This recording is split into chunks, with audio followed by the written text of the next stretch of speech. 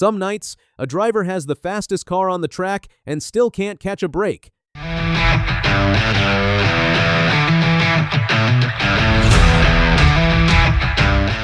That's exactly what happened to Connor Zilisch at Chicagoland, and honestly, you have to feel for the kid. Let's start. Connor Zilisch is just 19 years old. He's from Charlotte, North Carolina, and he drives the #1 car for JR Motorsports. This young man is already a 13-time winner in the O'Reilly Auto Parts Series, which is a huge deal for someone his age. Right now, he's also a full-time rookie in the Cup Series, which is the top level of NASCAR. So he's basically doing 2 hard jobs at once. And here's the thing about his 2026 season. It's been rough, really rough. Yes, he won 2 O'Reilly races this year, one at Bristol back in April and one at Watkins Glen in May. But outside of those wins, his year has been full of bad luck, slow cars, and finishes that just didn't match his talent. So when he showed up at Chicagoland for the Cuervo 300 on the 4th of July, this race felt like a fresh chance. And better yet, he had a car that looked good enough to win. Now let's talk about how he got the pole, because it's a little unusual. Normally, drivers earn their starting spot by going out on the track alone and running one fast lap. Whoever runs the quickest lap starts up front. Simple. But on Friday afternoon, bad weather rolled into the Chicagoland area. The rain forced NASCAR to cancel qualifying and move practice to Saturday instead. So, how do you set the lineup with no qualifying? NASCAR uses a special formula that's written in their rulebook. It looks at different numbers to decide who starts where. And when they ran that formula, it handed the pole to Connor Zilisch. He'd be leading the field to the green flag, starting his 9th O'Reilly race of the season. Right beside him on the front row was Brent Cruz. Behind them, drivers like Carson Quapple, Corey Day, and Parker Retzlaff filled out the top 5. When the race actually started, Zilisch was on another level. Frontstretch called his #1 car an untouchable rocket in the first part of the race, and that description was perfect. He led every single lap of the opening stage, every one. And he didn't just win stage 1, he crushed it, beating second-place Jesse Love by more than 5 seconds. In racing, 5 seconds is a lifetime. It looked like Zilisch was about to run away with the whole thing. And then everything fell apart. Right as stage 1 ended, just before pit road was about to open, so drivers could come in for fuel and tires, Connor's car had a serious problem. It lost fuel pressure. In plain words, the engine stopped getting the gas it needed. His car slowed down and came to a complete stop in turn 2 while the caution was out. He just sat there and watched the entire field drive right past him. From leading the race to sitting still, all in a matter of seconds. You can imagine how confusing that was. Talking about it later, Zilisch said the problem just kind of caught me by surprise, and that it was unfortunate to get us on the back foot.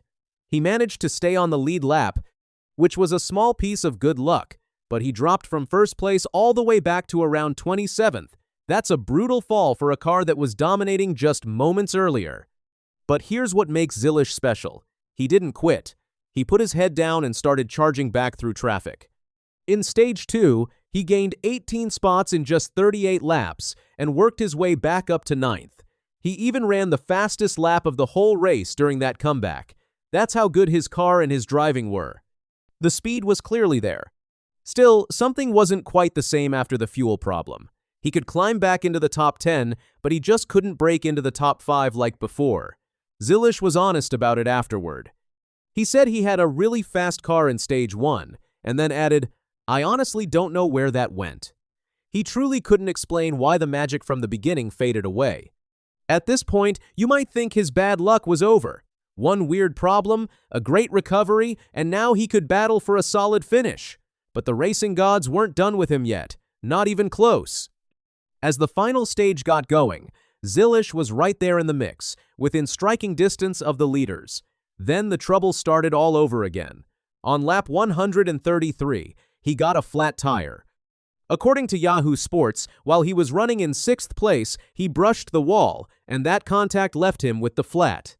A flat tire means an unplanned trip down pit road, which costs you track position and puts you right back in the pack. He fought his way forward again, because that's just who he is. But then came the moment that really summed up his whole night. On lap 156, running in 14th place, Zilisch spun out all by himself in turn 2. His car came around, and it brought out yet another caution. That was 3 separate problems in one race. The fuel issue, the flat tire, and now the spin. Every time he clawed his way back toward the front, something knocked him right back down. After that spin, he tumbled all the way back to 29th with less than 40 laps to go. So how did this wild night end? Somehow, someway, Connor Zilisch still crossed the line in 10th place. Think about that for a second. After losing the lead to a fuel problem, after a flat tire, and after spinning out late, he still walked away with a top 10 finish. That says a lot about how fast his car was and how hard he refused to give up. But you could tell he was hurting inside. In his own words after the race, he explained how he never was able to get back up to the front. He pointed to the dirty air that makes it hard to pass, and he took the blame himself, saying he made mistakes that cost our team. He didn't sugarcoat it at all. He said he was pretty frustrated with himself, and that this is just how it's been for him lately. You can hear the disappointment in words like that. He also stepped back and looked at his bigger picture. This was his final O'Reilly start of the year, so he took a moment to think about the whole run. He said 2 wins in 9 starts is a pretty decent record, but admitted he didn't run as consistently well as he wanted, and he was very honest about why. He said, "A lot of it was my doing," and pointed out how hard it is to bounce back and forth when he's also running the Cup Series full-time.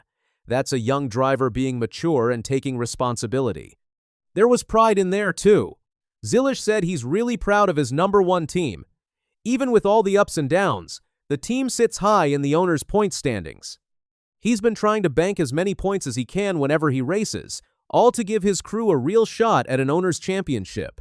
So even on a night that went sideways, he was still thinking about the bigger goal for the people around him. And here's the good news for Connor. His O'Reilly schedule for the year is now finished, which means he can put all his focus on the rest of the Cup Series season. He didn't even have to wait long for another chance, because he was right back on this same Chicagoland track the very next day, this time in a Cup car, hoping to build some positive momentum after such a frustrating night.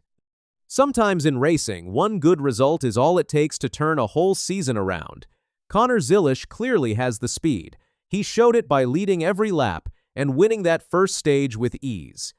What he needs now is a night where the car, the luck, and the finish all come together at the same time. Because if this Chicagoland race proved anything, it's that this kid can drive. He just needs a clean night to show everyone what he's really capable of. Looking ahead, there's a real reason to stay hopeful about this young driver. Zilisch has already shown he can win at the O'Reilly level, and he's proven he can lead and dominate when everything clicks. The talent is not the question here. The only thing standing between him and bigger success is a night where nothing goes wrong. Every rookie goes through tough stretches like this, and the great ones learn from them and come back stronger. So, while Chicagoland was a night full of heartbreak, it might just be the kind of experience that shapes him into an even better driver down the road. Keep an eye on Connor Zilisch, because when his luck finally turns, it could turn in a big way.